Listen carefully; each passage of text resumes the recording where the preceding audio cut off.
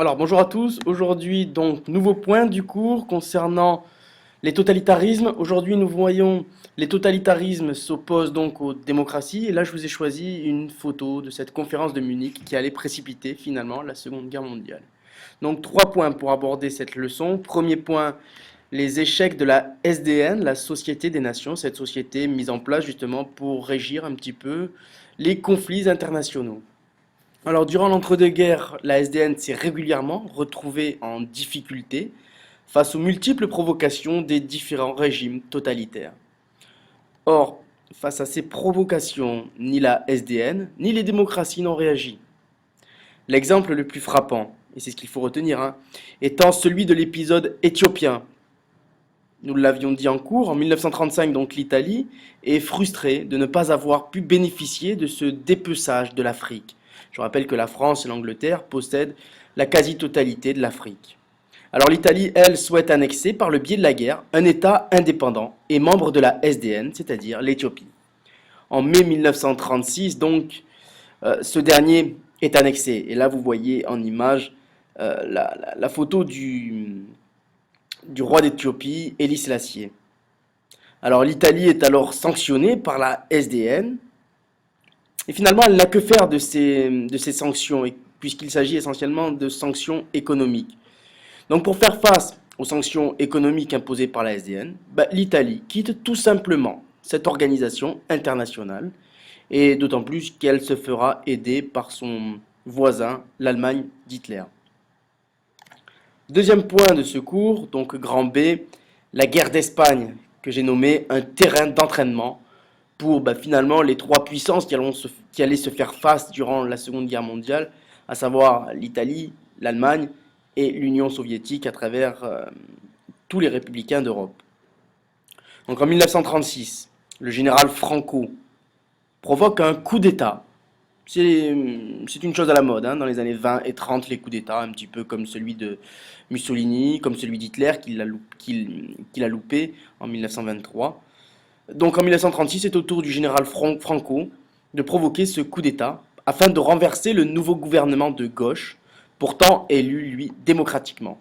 Donc pour mener à bien ce putsch, Hitler et Mussolini lui viennent en aide.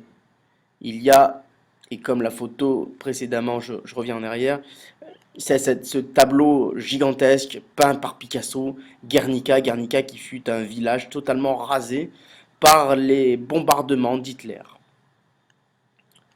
Donc, cet acte est pourtant contraire au principe de non-intervention imposé par la SDN et les traités internationaux.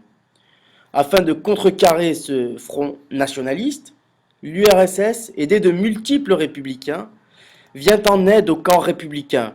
Et il y a parmi ses troupes des auteurs connus, Hemingway, George Orwell notamment. Or, ni la France, ni l'Angleterre, ni même la SDN ne participent à ce conflit. Enfin, troisième et dernier grand point de cette leçon, les coups de force d'Hitler. Et là c'est une répétition depuis la troisième, on vous l'a dit et répété. Donc Hitler l'avait annoncé, dès l'écriture de Mein Kampf, le peuple allemand doit obtenir un espace vital. Donc après l'annexion de l'Autriche, l'Anschluss, en mars 1938, Hitler menace ensuite la Tchécoslovaquie, prétextant que la région des Sudètes est peuplée d'Allemands. Enfin, les démocraties réagissent et menacent Hitler d'intervenir. L'Europe est alors au bord de la guerre jusqu'à ce que Mussolini ait l'idée de réunir donc les différents opposants, à savoir la France, l'Angleterre, face à l'Allemagne et l'Italie. S'ouvre alors en septembre 1938 la conférence de Munich. Édouard Daladier, qui est président du Conseil français, ira donc jusqu'au cœur du nazisme pour signer ces accords de Munich.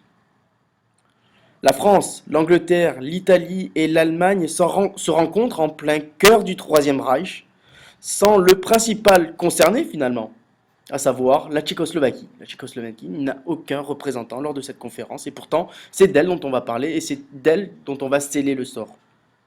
À l'issue de cette conférence, des accords sont scellés. L'Allemagne peut tout simplement s'emparer de la Tchécoslovaquie si elle promet d'arrêter sa politique d'annexion.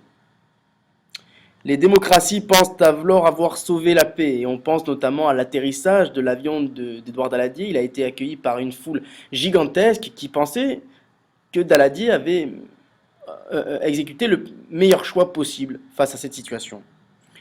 Churchill, qui n'est pas encore Premier ministre anglais, déclare cette phrase: vous aviez le choix entre la guerre et le déshonneur, vous avez choisi le déshonneur, et vous aurez la guerre. Il n'a pas tout à fait tort. La suite est connue, Hitler ne respecta pas ses engagements.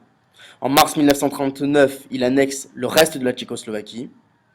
Mussolini en fait de même avec l'Albanie. En août de la même année, Hitler signe avec Staline le pacte de non-agression germano-soviétique. Nous l'avons dit déjà en début d'année. L'URSS n'étant plus une menace donc pour Hitler, Hitler décide tout simplement l'annexion de la Pologne alliée à la France. 2 jours plus tard, la France et l'Angleterre lui déclarent la guerre. La Seconde Guerre mondiale est ainsi débutée.